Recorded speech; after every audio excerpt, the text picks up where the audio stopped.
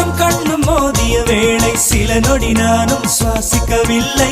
கடவுள் பார்த்த பக்தன் போலே கையும் காலும் ஓடவில்லை.